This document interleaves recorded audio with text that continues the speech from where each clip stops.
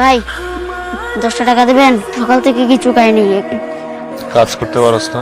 কাজ আপনি দিবেন?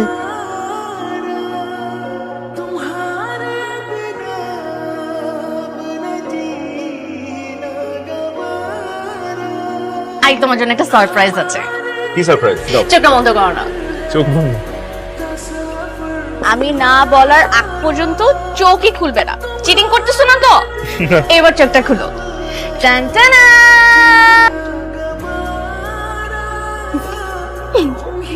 অরিজিনাল, খুব সুন্দর।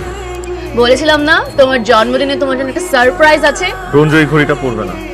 কেন পড়বে না? কারণ রঞ্জুর এই ঘড়ি পরার যোগ্যতা নাই। এই ঘড়িটার দাম কত পিউ? আবার তুমি নাম দেন শুরু করছো রঞ্জু। এই ঘড়িটার দাম 5 লাখ টাকা পিউ। এত দামি ঘড়ি আমি নিতে পারবো না। তুমি বারবার দামটাই দেখতেছো, তুমি আমার ভালোবাসাটা দেখতেছো না। তুমি এটা পড়বা না? আমি এটা পরবো না। তুমি এটা পড়বা না? আমি ঘড়ি পরবো না। নিতেই হবে না, তোমার পড়তেই হবে না এই ঘড়ি। ধরবা না ওটা, তুমি ধরবা না। এই যে দেখো আমি পরছিস, আমার ভুল হয়ে গেছে, আমি সরি। এই যে দেখো আমি পরছি, সুন্দর লাগতেছে না আমাকে? আমি কথা দিচ্ছি এই ঘড়ি আমি কখনো খুলবো না। তাহলে এতক্ষণ আমার সাথে এরকম করলা কেন? Thank you for the birthday gift. Piu মনে হয় একটা ছেলেকে পছন্দ করে। তুমি কি করে জানবে? তো আবার এখন কি করা উচিত? আপনি ছেলেটার সঙ্গে কথা বলেন। তোমার সঙ্গে একটা কথা বলি। একটা কেন দেখ, তুমি হাজারটা কথা বলো। আমাকে শুধু বলো ছেলেটা কি করে। খুব ভালো একটা ছেলে ড্যাড, আমি ওকে খুব পছন্দ করি। আব্বা অসুস্থ, ওষুধ নিয়ে বাড়িতে যাইছি, একটাও টাকা নেই। আমার তো এই মাসে টিউশনের টাকা এখনো দেয় নাই। আমার কাছে 200 টাকাই আছে। অসুবিধা নাই, চলবো। ছোট বোনটার পড়ালেখা বন্ধ হয়ে গেছে টাকার জন্য, পরে কোনো বাজার সদাই নাই। তা তুই তো ভাঙ্গা পড়তেছিস কেন? আমাদের সবারই তো খারাপ অবস্থা যাইতেছে। এমনি আর কতদিন চলবো বুঝতেছি তো। আল্লাহ ভরসা, তুই ঘরে যা। কিসের কার্ড? তোমার চাকরি হয়ে গেছে। টান টানা।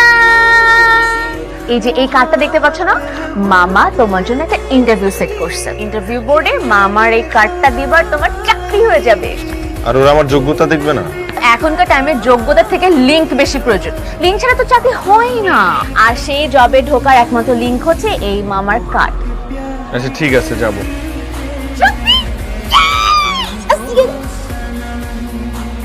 রঞ্জু, শুনছিস কিছু? গতকাল রাতে রনি সুইসাইড করতে নিছিল। কি হয়েছে? আরে ওই যে বাসা ভাড়া দিতে পারে না, এর লোকে বাইরে এলা নাকি ওরে মারছে, এই জন্য পয়জন খাইছে। আমি দেখে আসলাম মাত্র। তুই এই কথা আমার আগে বলবি না। রঞ্জু, পিউ আমার কথাটা শোনো। কেন শুনবো? কি শুনবো? কেন শুনবো তোমার কথা? প্লিজ আমার কথা শোনো। এই চাকরিটার জন্য আমার বন্ধুটা মরতে বসছিল। আমার বন্ধুটার বাবা পঙ্গু হয়ে 4 বছর ধরে বিছানায় শোয়া। ছোট ভাই বোনের পড়াশোনা বন্ধ হয়ে গেছে। আমার বন্ধুটা সুইসাইড করতে গিয়েছিল। ওর এই চাকরিটা খুব প্রয়োজন। এটা তুমি ইন্টারভিউ না দিতে যে তোমার বন্ধুকে পাঠিয়েছো। এখন আমি মামাকে কি বলবো? মামাকে একটু বলো যাতে আমার বন্ধুর চাকরিটা হয়ে যায়। তুমি না, তোমার এই চাকরিটা হলে না আমি তোমাকে আমার বাবার সাথে দেখা করাতে পারতাম। এখন সবকিছু উল্টাপাল্টা হয়ে গেল। বুঝছিস না আমি তোমাকে কতটা ভালোবাসি, কতটা কেয়ার করি। আমি নিজে গিয়ে আঙ্কেলের সাথে দেখা করবো, তাকে বুঝিয়ে বলবো। আমি কথা দিচ্ছি তোমাকে, ভালো তো আমিও তোমাকে বাসি। রঞ্জু, সবুজ দোস্ত, আমি চাকরিটা পাই গেছি দোস্ত। অথচ তোর জন্য আমি চাকরিটা পাইছি। তোর যে কি বলে আমি ধন্যবাদ দেবো দোস্ত। তুই না থাকলে আমি ভাইসা যাইতাম, ধ্বংস হয়ে যাইতাম দোস্ত। তুই কি মানুষ নাকি ফেরেশতা বলতো? আমি বন্ধু, আমি তোর বন্ধু। দেখবা ডাইট তোমাকে খুব পছন্দ। আসসালামু আলাইকুম। ওয়ালাইকুম আসসালাম। ড্যাড ও হচ্ছে রঞ্জু, যার কথা তোমাকে হ্যাঁ। বলছিলাম। আমরা একটু কথা বলি। হ্যাঁ হ্যাঁ হ্যাঁ, শিওর শিওর। আমি তোমাকে সরাসরি কিছু কথা বলতে চাই। জি অবশ্যই। তুমি তোমার চাকরিটা তোমার বন্ধুকে দিয়ে দিয়েছো, কিন্তু কেন? কারণ ওই মুহূর্তে আমার চাইতে আমার বন্ধুর চাকরিটা বেশি প্রয়োজন ছিল। ওই চাকরির কারণে আমার বন্ধুর পরিবারটা বেঁচে গেছে। জীবনটা এভাবে চালানো কঠিন হয়ে যাবে। জীবনে চলার জন্য তো অনেক টাকার প্রয়োজন নেই। তোমার ড্যাডের মনে হয় আমাকে পছন্দ হয় না। ড্যাড আমার পছন্দকে রিজেক্ট করতেই পারে না, বুঝছো? এই ছেলের সঙ্গে মেয়ের বিয়ে হলে ও আমার মেয়েকে খুবই কষ্ট দেবে। আমার মেয়ে কোনোদিনই সুখী হবে না। কিরে, মন খারাপ করে বসে আছিস কেন? বিয়ে তো হয়েছে, সংসার করব কি করে? আমার হাতে একটা টাকাও নেই, ওর কোনো চাকরিও নেই।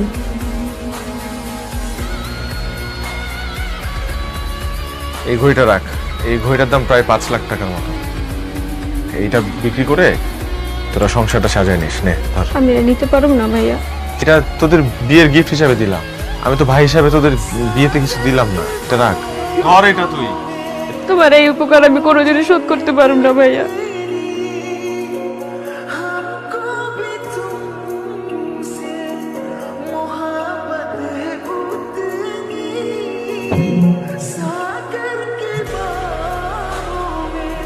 কেন শুধু তুমি এখানে? 6-7 দিন যাবো তুমি আমার ফোন ধরতেছো। হ্যাঁ ধরতেছি না, কেন ধরবো? তোমার ফোন কেন ধরতে হবে? কে তুমি? কি বলতেছিস? ঘড়ি কই? হ্যাঁ এই কই? হাতের মধ্যে ঘড়ি নেই তো। তুই আমার সাথে চিটিং করছিস কেন? তুই কি মনে করছিস আমি কিছু করব না? আমি তোর বেঁচে গেছি, আমি বেঁচে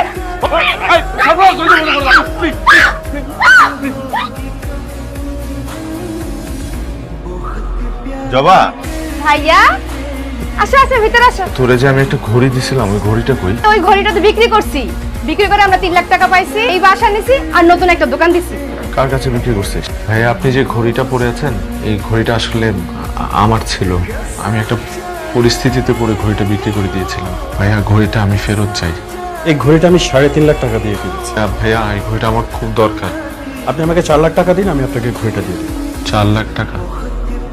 জি। কিছুদিন সময় দেন, আমি আপনার কাছে টাকা নিয়ে আসবো। তো এতগুলো টাকা কিভাবে জোগাড় করবেন?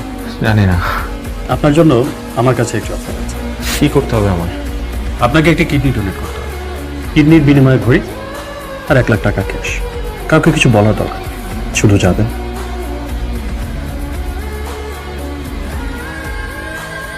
ভাই কিডনি দেওয়ার পর থেকে আমার অবস্থা খুব খারাপ। আপনি অপারেশনের আগে ঘড়ি চাইলেন, ঘড়ি দিয়ে দিলাম। টাকা পয়সা কিছুই চাইলেন না।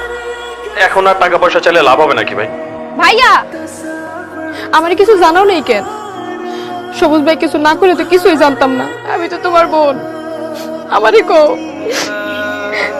ভাইয়া আমার নিজের খুব অপরাধী মনে হইতেছে। আমি কেন তোমার ঘড়িটা নিতে গেলাম? ঘড়িটা ফেরত আনতে যাই আজকে তোমার কিডনি দিয়ে দিছো। এখানে তো তোর কোনো দোষ নাই, আমার কপালে ছিল। এই ঘড়িটা ফেরত দিয়ে আমার নিজের দায় মুক্ত করতে হবে। তুই গিয়ে ঘড়িটা দিয়ে আয়। কি ব্যাপার? আরে গেটের সামনে দাঁড়ায় আছেন কেন? তুই এখানে? মানে তুই আমার বাসায় অ্যাড্রেস পাইলি কোথা থেকে? আরে আয় তুই। বিশ্বাস কর দোস্ত, তোকে আমি এত পরিমাণ খুঁজছি, মেসেজে কতবার গেছি। পিউ দেখো কাকে নিয়ে আসছি।